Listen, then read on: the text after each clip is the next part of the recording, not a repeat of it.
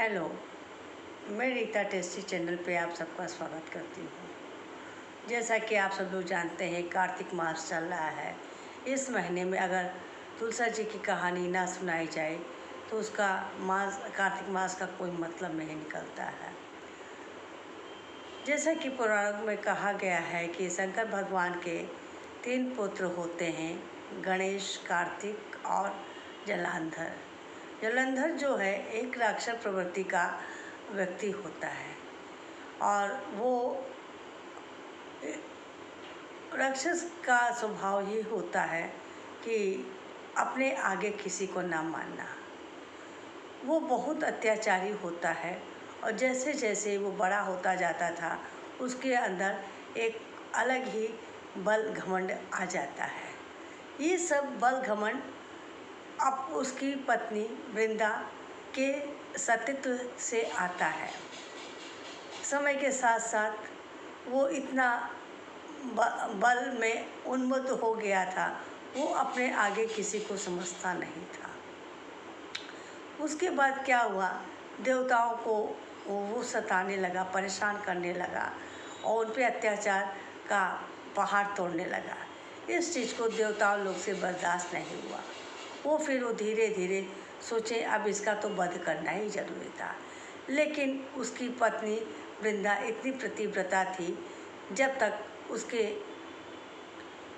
को किसी तरह से विमुख ना किया जाए तब तक इसको मारना बहुत मुश्किल था, जलंधर को। तब श्री हरि और सभी देवताओं में आपस में बातचीत हुआ और उन्होंने कहा कि चलो हम लोग इसको मारने का प्रयत्न करते हैं। तो श्री हरि विष्णु के दिमाग में एक सुझाव आया। उन्होंने कहा चलो हम जलंधर का रूप धारण करके वृंदा के पास जाते हैं और फिर आप लोग अपना काम करिएगा। इसी तरह से काम चलता रहा। अंत में श्री हरि वृंदा के पति जलंधर का रूप धारण करके वृंदा के पास जाते हैं और यहाँ देवताओं लोग ने क्या किया, युद्ध में उस जलंधर नामक राक्षस का वध कर दिया। जैसे जलंधर नामक राक्षस का उन्होंने वध किया, उसका सिर जो है वृंदा के आंगन में जाके गिर गया। तब वृंदा ने जैसे ही अपने पति के सर को देखा और वो तो एकदम परेशान हो गई और बोली, जो मेरे सामने अभी जलंधर रूप में बैठा था आखिर वो कौन था। तब श्री हरि विष्णु भगवान प्रकट हो गए, बोले मैंने तुमको छल किया है, मैंने तुम्हारे कुमार को भंग किया है। तब वृंदा ने कहा, अरे ये तुमने क्या किया हमारे साथ, जाओ मैं तुम्हें श्राप देती हूँ, तुम पत्थर हो जाओगे। तब श्री हरि पत्थर का रूप धारण कर लेते हैं और वो काला पत्थर हो जाते हैं और वही पत्थर शालिग्राम से के नाम से जाने जाते हैं। और फिर वृंदा जो है अपने पति के साथ सती हो जाती है। सती होने के बाद जो वहाँ राख उत्पन्न होती है, उससे वहाँ तुलसी का पौधा का निर्माण हुआ, तुलसी का पौधा निकली। वही वृंदा तुलसी के पौधे के रूप में परिणित हो गई। फिर क्या होता है, आगे की कथा सुनिए। प्रबोधिनी एकादशी के दिन शालिग्राम और तुलसा जी का विवाह होता है। प्रबोधिनी एकादशी को देव उठानी एकादशी के भी नाम से जाना जाता है।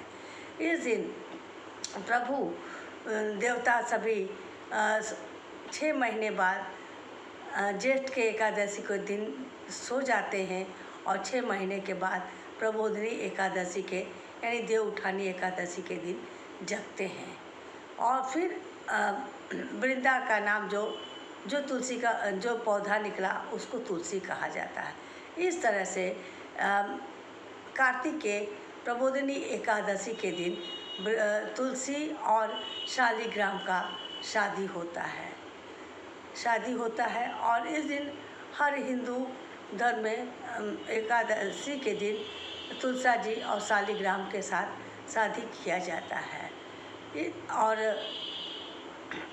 जब तक तुलसा जी को सजाया जाता है दुल्हन की तरह और इनके साथ शादी किया जाता है। शालिग्राम का या किसी भी श्री सत्यनारायण की जब भी हम लोग व्रत कथा करते हैं तो बिना तुलसा जी के संपूर्ण नहीं होता है एक व्रत कथा।